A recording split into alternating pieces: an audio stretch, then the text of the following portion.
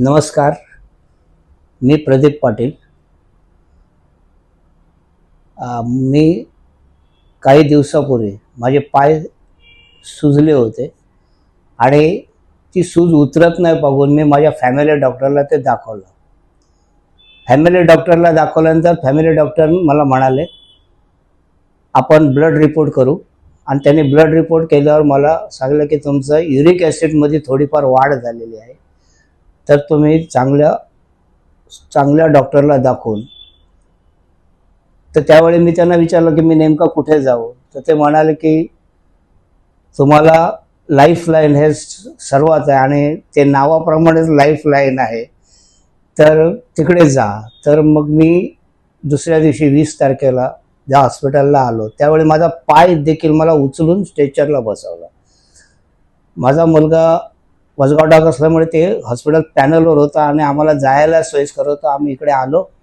आल्या आम्हाला अतिशय पहिल्याच वेळी कॅज्युलिटीमध्ये चांगली ट्रीटमेंट मिळाली. डॉक्टर्स आले, मावश्या आल्या, नर्स आल्या, त्यांनी गाडीवरती आतमध्ये नेलं. प्राथमिक बेसिक जे काय तिथं होतं ते केल्यानंतर मला डॉक्टर किरण नाईक सर यांच्या ट्रीटमेंटखाली मी ट्रीटमेंट घ्यायला सुरू केलं. ती ट्रीटमेंट घेता नाईक सरांनी मला अतिशय सुंदरपणे सांगितलं. त्यांचं हे मला इतकं आवडलं की माझा अर्धा युरिक ॲसिड कमी झाला असं म्हटलं तरी हरकत नाही, कारण त्यांची समजवण्याची जी पद्धत होती. तर कधी काय होतं, औषधापेक्षा डॉक्टरच्या बोलण्यावर आणि विश्वासावर जास्त मजल चालते असं मला वाटतं. आणि त्यानंतर ट्रीटमेंट चालू झाल्यावर जवळजवळ दुसऱ्याच दिवशी म्हणजे 24 तास उलटून गेले. त्यांनी जी ट्रीटमेंट केली त्या 24 तासात माझे पाय वगैरे व्यवस्थित काम करू लागले. तिसऱ्या दिवशी मी अगदी व्हरांड्यामध्ये चालू लागलो. त्यांनी माझ्यासाठी अतिशय चांगली ट्रीटमेंट केली.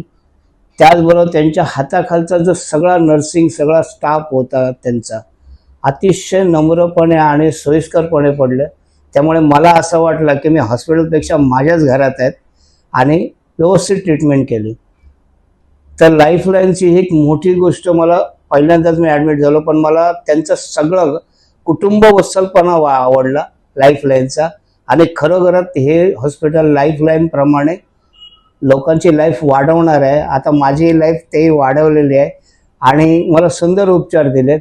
आणि हे उपचार माझ्या ज्या डॉक्टर किरण नाईक सरांनी केलेत हे अतिशय विचारपूर्वक आणि चांगले केले.